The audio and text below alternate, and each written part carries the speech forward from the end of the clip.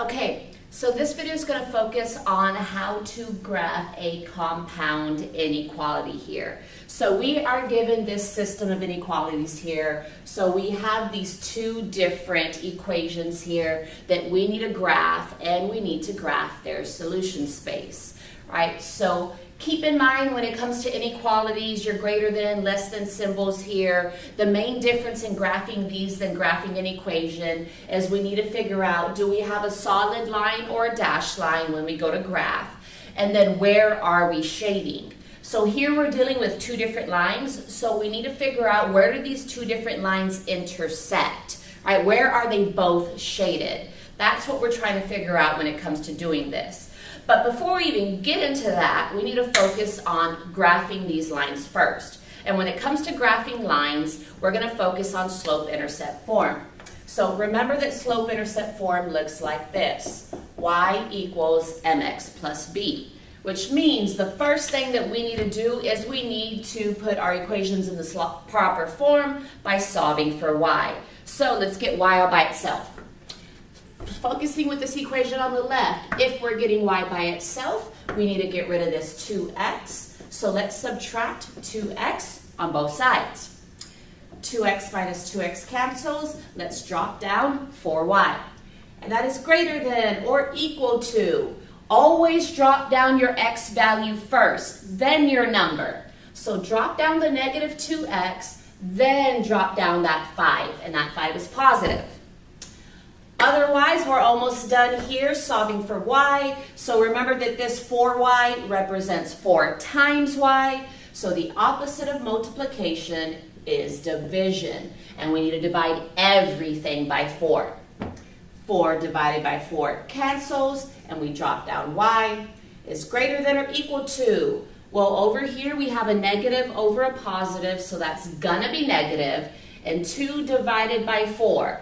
2 divided by 4 does not divide out evenly, but it is a fraction that can be simplified. Divide out a 2 from both of these, and that's going to give us a 1/2 x plus 5/4. Okay, so drop down your y-intercept over here. Again, 5 over 4 does not divide out evenly, so just drop that down.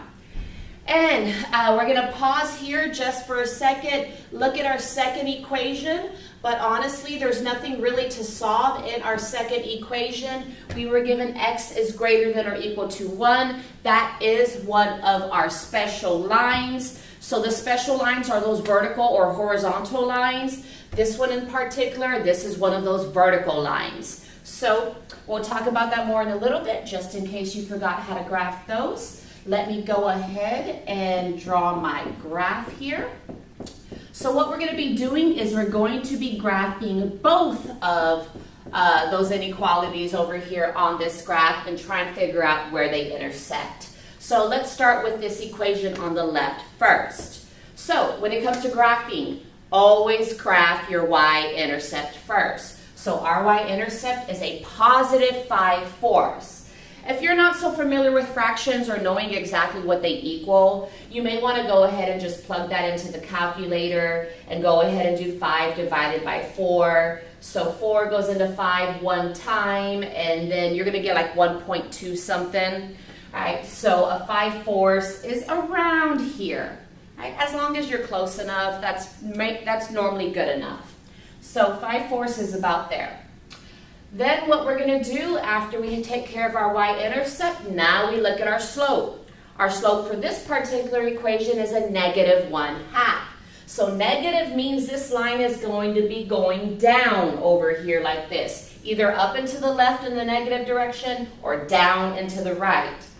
All right, otherwise, again, slope represents rise over run. So up 1 over 2, up 1 over 2. So from our y-intercept, up 1 over 2, up 1 over 2. Or down 1 over 2, down 1 over 2, until really that you feel comfortable that you have enough points on your graph. Now before we draw our line, remember when it comes to inequalities, you can either have a solid line or a dashed line, and that depends on your symbol. Here we have a greater than or equal to symbol. So a greater than or equal to symbol represents a solid line. So that means that we can go ahead and graph a solid line through all of those points.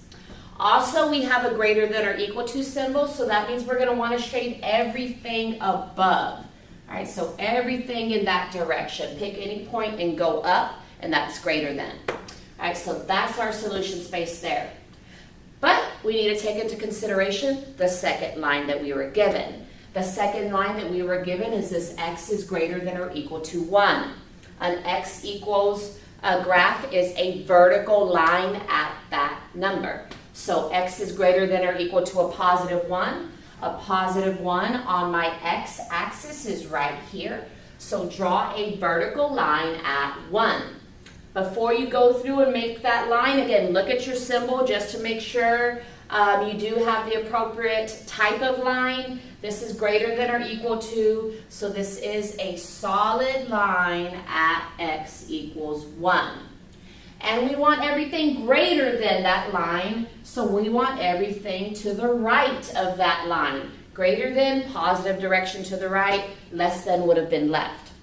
So, what we need to figure out then, we have them graphed, we have our lines drawn and everything on here. So our solution is not our graphs here. Our solution is the shaded area that they share. So when we make these two lines here, again, these kind of break up into 4 different areas. 1, 2, 3, 4. We have these 4 spaces right here. Our solution is the space that they both connect, right? Where are they both shaded? Right, well, neither one of them is shaded in 3. This area over here, our diagonal line is shaded, but not this one, so it's not over here.